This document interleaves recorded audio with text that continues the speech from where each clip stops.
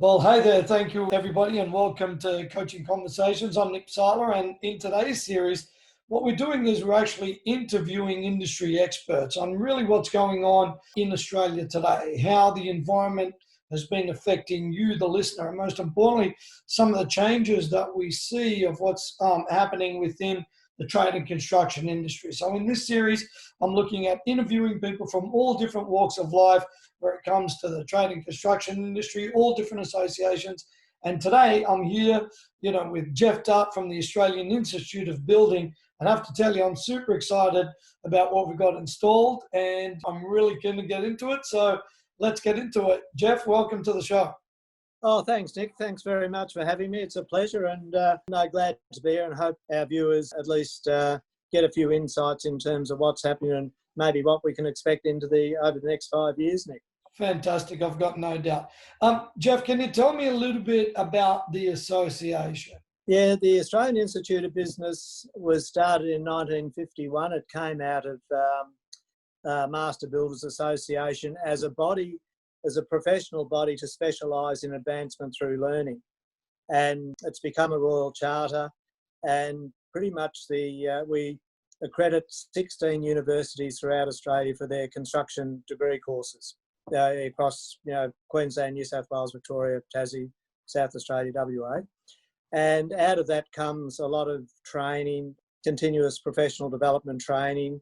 And where we come from is we try to influence government policy around rules and regulations about how we can improve the industry. And we believe it's through learning, knowledge, education, and practical experience. I love it. It's so important, the ability to continuously learn, I feel, to continuously advance the industry itself, because as you know, times change, materials change, housing changes, infrastructure changes. So I love the key part, advancement through learning. It really inspires me to be a part of it. Obviously, as you know, it's what we do.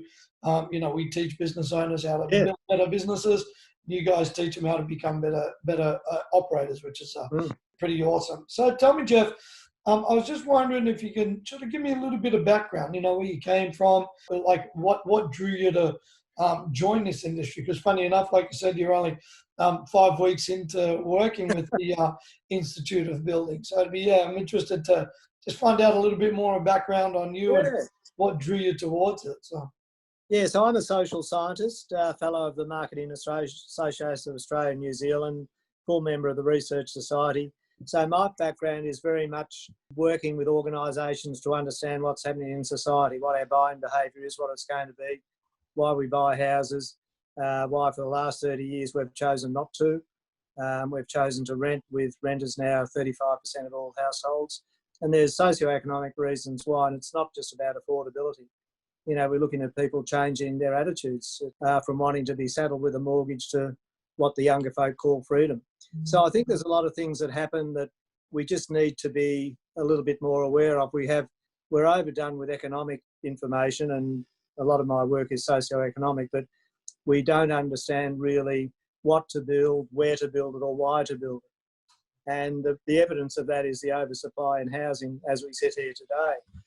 And when I say that, we have too many houses, but we have the wrong type of it. So we've overbuilt in apartments, which people don't want. And you see that 71% of the decline were apartments. And we've been very sadly lacking in what I call social housing, housing for the homeless, the economically disadvantaged, and also affordable housing. But importantly, it's becoming more evident, Nick, assisted and independent living for the aged, our elderly folk. So they're the sort of things that we just need to get right. We've done really well, but we've been a little bit blind in terms of, we built like there was no tomorrow between 2014 and 2019. We overbuilt, but unfortunately we built the wrong houses. That's interesting. So your background obviously is in research. What drew you to the Australian Institute of Building? Well, I've been consulting to the industry across corporates and privately owned SMEs for 30 years around strategic planning, vision setting, continuous improvement, and M&A, advisory work, acquisitions and investments. And I've been fortunate to have a very good network, good customer base. And I wanted really, Nick, to transition into a role where I could perhaps have some influence in the way we build. And I guess I don't mean to be derogatory, but bringing construction into the modern professional era, as we have with medicine, law, accounting, and we have some brilliant people in the industry that I don't feel get due recognition, Nick. And I think there's a great opportunity for all of us to work on lifting the image. And I think on that, we've now seen, it's not widely known unless you sort of dig around in the research, but construction overtook retailing as our second largest employer of people, which is now 1.2 million, or close on 10% of the workforce.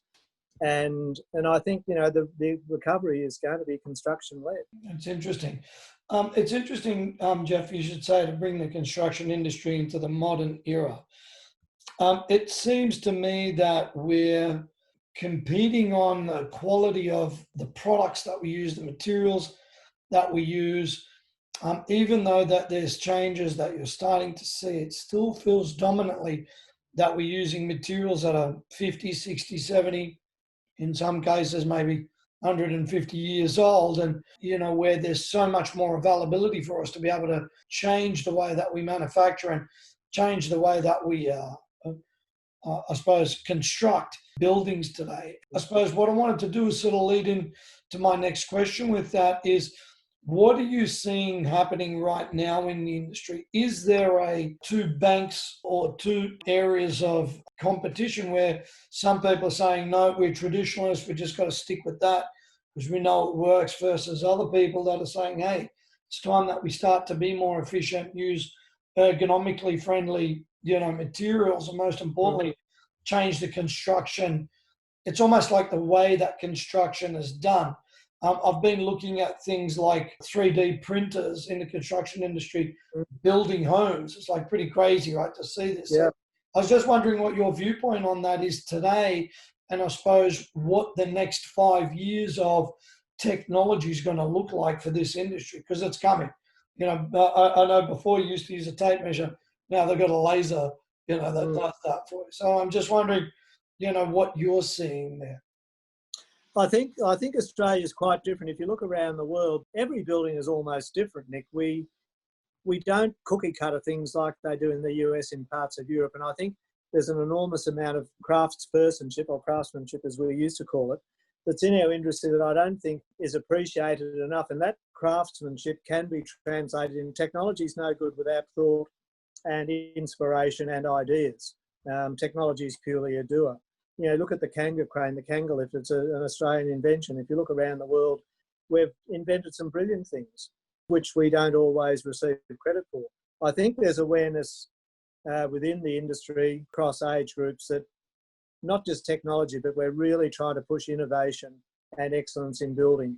I mean, the cladding situation should never have happened if we collectively, not just Australians, but if we collectively were really hard at our work understanding what the materials were, what the structure was, and what impact they would have. So I think that's been a wake-up call globally in terms of design and architecture being great. Let's not take anything away from those folk, but the implications of using particular materials, and your point exactly. I think once we get a lot better at understanding the composition of materials, the way we structure, we're now doing 7-story timber buildings. Timberling have done some very great in terms of laminated veneer beams. We're doing some brilliant things, and I think we just need to embrace that enthusiasm and creative thinking in our industry to help it move forward. Yeah, that's a great point. It's interesting you should say that there's been so many great innovations that Australians have come up with. I feel that you're right. I don't think we really get the the pat on the back of what we can do. And I think at some levels, Australians suffer with, hey, don't get too big for your boots and don't try to stray from the norm. So I think there's always that sort of area that, really needs to be changed within the industry to promote internally. And most importantly, I think to promote with each other. I've noticed that, when I've been in Asia a lot presenting and in the US, there seems to be a lot more collaboration between people rather than competition. It feels like, you don't need to guard the secret. It's better that you share what you've got so we can all grow together and have an input from that. So I was just wondering, what you've seen in your experience from that. Is it that we need to be able to learn how to have these, I'm going to use the word collaboration, think tank type approaches for us to really see the industry kind of push to that next level. I think we do need to collaborate. I mean, Mercedes-Benz is a good example. They don't actually patent anything. With ABS braking, which they invented, they said this should be free to the world. And that's what collaboration is. It's about having a good idea, but how do you share that for the good of the industry? And I said there's enough brilliant thinking there. And I think if we do, collaboration will beat competition every time. You look at any psychological survey or assessment. And I think the better we get at that, I think the faster we can really get to an even greater point than where we are now. Excellent. Geoff, I was just wondering, obviously, while we're recording this, we're in the midst of a pandemic called COVID. That's a global scenario that we need to deal with. Obviously, we're tucked away in Australia, and which is a small part of the world from a economy point of view and from a populist point of view. Yeah. However, as we both know, trade and construction industry is a major industry within Australia. As you were saying, second biggest of employees, and I dare say probably GDP revenue. Yes. And I'm wondering for you, what you see the effects of COVID are today, and possibly over the next 3, 4, 5, maybe 10 years from now, just on the industry itself. I think what COVID-19 did for Australia was cement us as the cleanest, greenest, safest place on the planet. We've got out of this really well, and I think it's through our disciplinary regime. We've moved fairly quickly. And the impact of that externally, within 18 months, we're going to have 1 million migrants wanting to come to this country. I say 1 million, it could be more or less, but they can't come at the moment. But I think Australia is going to be a more desirable place. We're seeing a mini baby boom at the moment, which started actually, if you were out before the pandemic started. We're seeing the results now of that, the motive behind the baby boom. And that's evidenced in some of the Queensland hospitals, record levels of birthing. So I think, the migration, net overseas migration will drop back significantly because people can't come here. But even that drop, we'll see natural rates increase it'll really take over. It'll be 40 to 50%, maybe even 60% of population growth, 40% of net migration, which is the opposite of what it was 2 years ago. And I think the impact on us is when you've got a growing population, which we've had, and to my earlier point, the increase in the number of houses built has far exceeded population growth since 2015. Which is why we have too many homes. But we can fill our boots, we can work into that, but we can also sit back in comfort knowing that we have capacity to build good quality homes, good quality buildings, but also in light of COVID-19, it's now a different way. Home has become work. So if you imagine 4 different bubbles, work, home, school and well-being, there was a gap between those 4 bubbles. So what we've now seen is all those bubbles have come together. So the time you're spending at home is longer. You're spending less time at the workplace. You're spending less time at the gym. So we're seeing less personal time. And one of the implications, if I can jump ahead, Nick, is that there's been a lot of pressure. Working from home sounds great, but sometimes we don't appreciate the environment in which you're working. If you've got kids, if you've got a dog, if the office isn't ergonomically set up.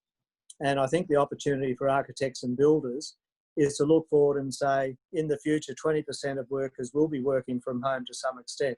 So the 25 years up until the ABS had been collecting statistics on this for the last 25 years. And since the 1990s, 1996, that percentage of people working from home never got above about 4.75%. And that's even when you include 27% of farmers who work from home because the kitchen table is their office. So we'd never seen this before in our history, Nick, and that's going to change our behaviour forever in terms of how we live, where we live. So instead of 4 bedrooms, you'll have 2 bedrooms, a gym and a home office. So what we're doing in office buildings, they have to become, in my view, more flexible in terms of what they accommodate.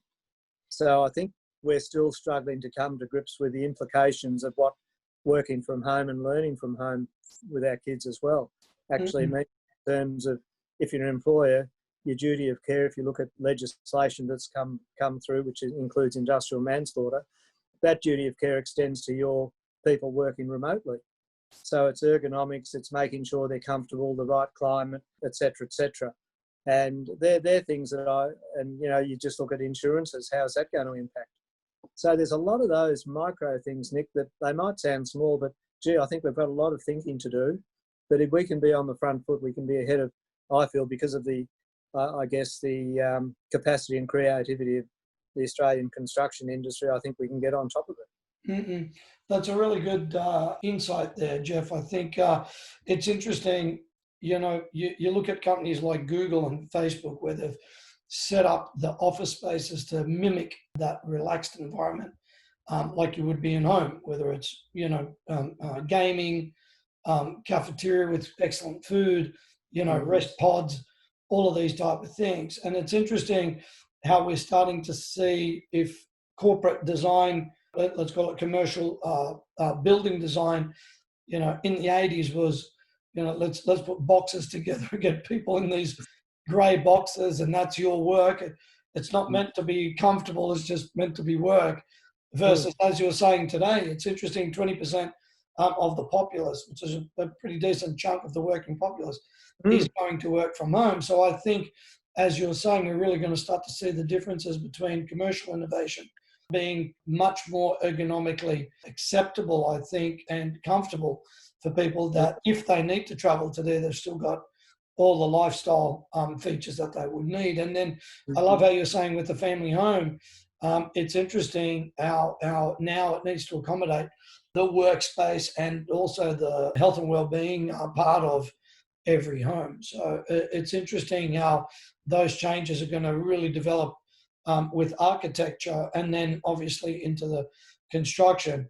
What I've noticed is people that I know that have built their homes have very much looked at how do we keep entertainment into one area like the home. So better pool design, and you don't need a big pool. It's it's just a lap pool or something that you can just jump in. You're cool. I've noticed that a lot of my friends have put things like home theaters in. Why go to the movies where you can literally have that all online today and then go from there? So, and obviously this is, something that you concur with where it comes to the changes as well. I'm wondering, Geoff, just to lead on to the next question, with COVID, what we're seeing, and then let's say advice that you'd give people within the industry. So your members, the people that are going to be, future connected with the Australian Institute of Building and or, the construction industry. I'm wondering what advice you'd give them where it comes to whether people are employed or they're self-employed. I'm wondering what you'd say, hey, over the next 2 or 3 years, I think you really need to maybe develop this type of skill set, maybe this type of mindset, and maybe this type of outlook. I'm wondering what in your eyes, people should really look at over the next, 2 to 5 years. Yeah, good point, Nick. I mean, a lot of industry bodies, us included, we really need to step up to the plate as well. We've got a responsibility to deliver value to our members and to the construction industry. And if we can facilitate more collaboration between, we've got architects, surveyors, construction. We've got a whole heap of wonderfully qualified, but sometimes insular groups that I don't feel at times collaborate as much as they can. So I think that's a real opportunity, and hopefully we can be a part of maybe bringing a lot of those groups and folk together, all working toward the same cause. Yeah, I love the term, we've sort of, mentioned it a few times around collaboration. Do you feel that associations maybe are lacking that a little bit at the moment? I mean, you're obviously new to the Australian Institute of Building, but obviously you've got a pedigree within the industry as well. Are the changes hard to be accepted by association bodies, or do you think it's needs to be more at the membership level of people actually spending their time to be able to collaborate and join associations on the premise of knowing that, hey, as an example, the Australian Institute of Building versus the Master Builders Association have got two different, type of think tank opportunities for collaboration that Yep. both bring something really well to the table. Because I feel that there seems to be this misconception of, it looks like I'm going to join these guys, it's going to be the same old, nothing's ever going to change, versus there's a lot of stuff that you guys should bring to the table, but if members aren't taking that on board, obviously, falls on deaf ears. Because I've seen this with other associations that I've worked with, they advertise and the show-up rates are still really low. It just seems like people aren't motivated. So I'm just wondering, what needs to be done there? I mean, and obviously you've joined this body of as an organisation, and you're definitely going to have an impact in there. So I'm wondering what that feels like for you, what you're able to bring to the table. I think I'd like more collaboration. We all have valuable roles to play. Each society has a valuable role to play within their own profession. But I think when we come to construction, we need to actually speak with each other. And I had the instance of a large renovation in Elsternwick in Melbourne, where the architect had the chain drain pipe close to where the pool was, and the electrician came on site. He said, "I'm not going to do this, it's illegal." And that's just one example where, the architect hasn't actually spoken to the tradesperson or spoken to anyone who knows you're not allowed to put electricity within a certain amount of water in certain conditions. But it's just those sort of things, and that's not hard. It's I think there's partly ego, if that's not a derogatory term, but sometimes we get caught up in our own professions for the sake of it without, I guess, being magnanimous enough to say, look, maybe if we get together, we can get a better outcome for the customer. Yeah. That's a great point. I think often, there just seems to be this divide between, what's good for me, what's good for everybody else, and I'm with you. I think, Geoff, if we have the mindset of what's good for everybody else, it's automatically going to be good for us as well. Sharing the technologies, as you said, we're not going to patent ABS because it's for the greater good. I mean, just that level of thinking there has propelled Mercedes-Benz to be the leader in almost everything they do from an automotive perspective. Yeah. It's interesting.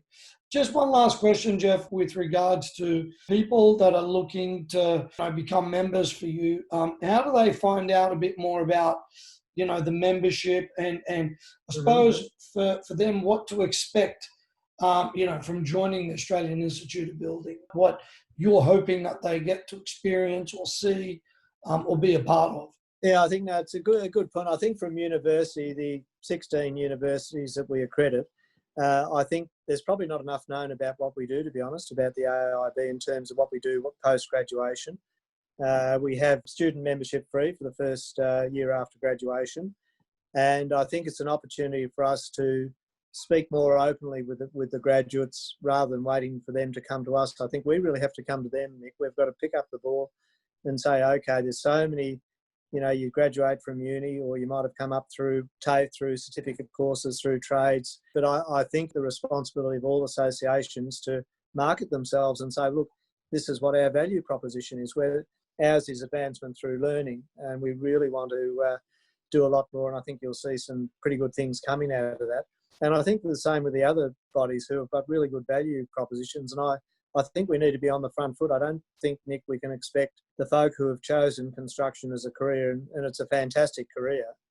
I don't think we've done enough to market the opportunities that people have, and also the availability of online learning, practical experience.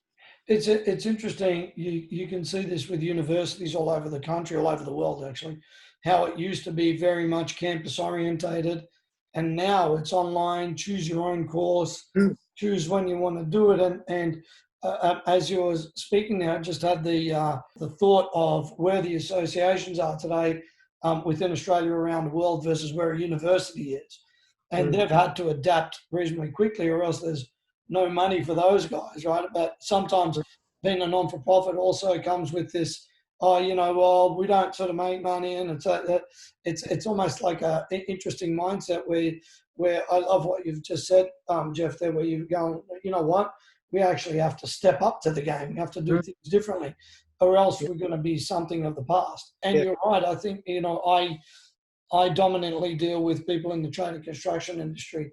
very much a lot of businesses that employ your members as well, and or some of your members obviously that are self-employed.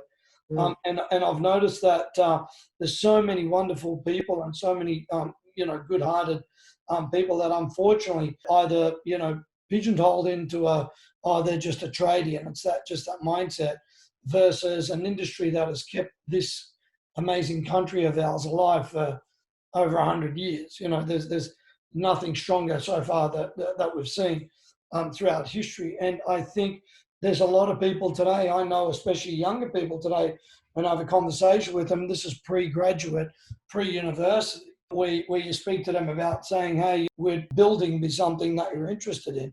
Often you're looked upon as in, are you crazy? Why would I go and do that? Because everybody's got this persona of, I need to wear boots and I'm going to be driving a ute with a dog in the back. Where in actual fact, there's thousands of people that are associated with the industry that aren't that at all. They're as clever as a scientist or a solicitor or an accountant or whatever it may be. They're professional trades. But I think you're right. There's so many misconceptions, and or the industry isn't aware.